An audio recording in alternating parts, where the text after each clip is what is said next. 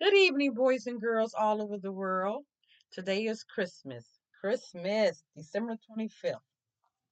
Just because it's Christmas, do not think I forgot about you all. I'm going to read to you on Christmas. I figure about this time, you should be settled down. I hope you gave some gifts out and received some. And I have an old classic book for you today. It's called The Night Before Christmas. This book is written by Clemency Moore, illustrated by Kareem Melbourne. Let's get started, boys and girls. This was the night before Christmas when all through the house not a creature was stirring, not even a mouse.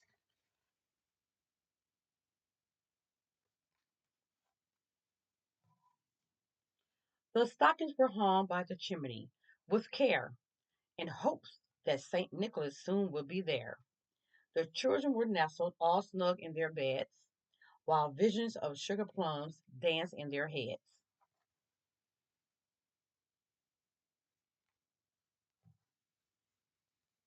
And Mamma in her kerchief and I in my cap had just settled down for a long winter's nap.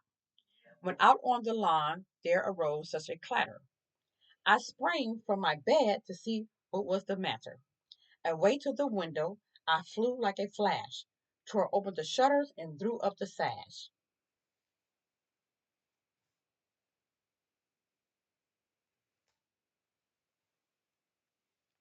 The moon on the breast of the new fallen snow gave a luster of midday to objects below, when what to my wondering eyes should appear but a miniature sleigh and 8 tiny reindeer, with a little old driver so lively and quick, I knew in a moment it must be Saint Nick.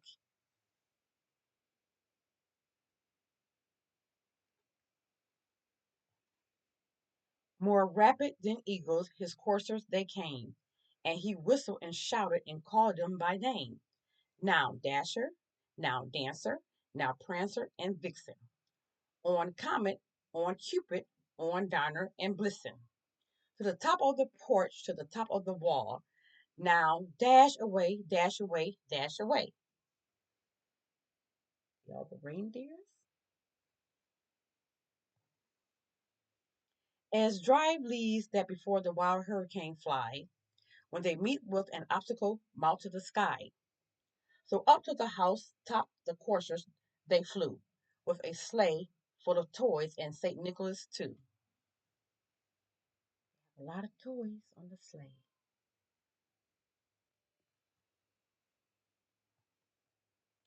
And then in a twinkle I heard on the roof the prancing and pawing of each little hoof. As I drew in my head and was turning around, down the chimney St. Nicholas came with a bound. He was dressed all in fur from his head to his foot, and his clothes were all tarnished with ashes and soot. A bundle of toys he had flung on his back, and he looked like a peddler just opening his pack.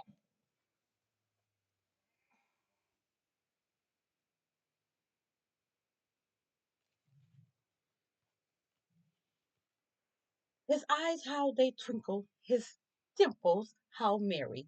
His cheeks were like roses, his nose like a cherry, his droll like mouth was drawn up like a bowl, and the bird beard on his chin was as white as the snow. The stump of a pipe he held tight in his teeth, and the smoke encircled his head like a wreath. He had a broad face and a little round belly that shook when he laughed like a ball full of jelly.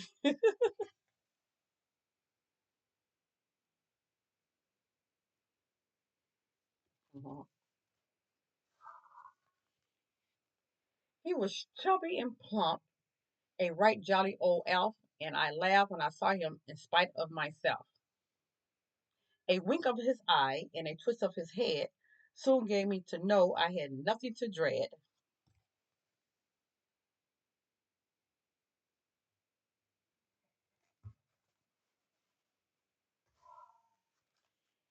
He spoke not a word, but went straight to his work, and filled all the stockings, then turned with a jerk, and laying his finger aside of his nose, and giving a nod up the chimney he rose.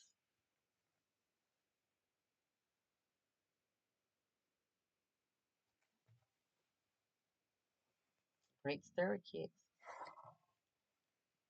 He sprang to his sleigh till his team gave a whistle, and away they all flew like the down of a thistle. But I heard him exclaim as he drove out of sight,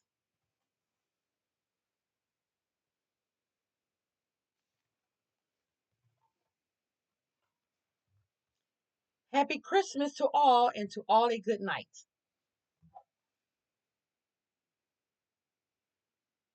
I hope you enjoyed this Christmas story, The Night Before Christmas. And I hope you enjoy the rest of your evening. I'll be reading all this week some more Christmas stories. So stay tuned and don't forget to subscribe to Randa's Reading Time.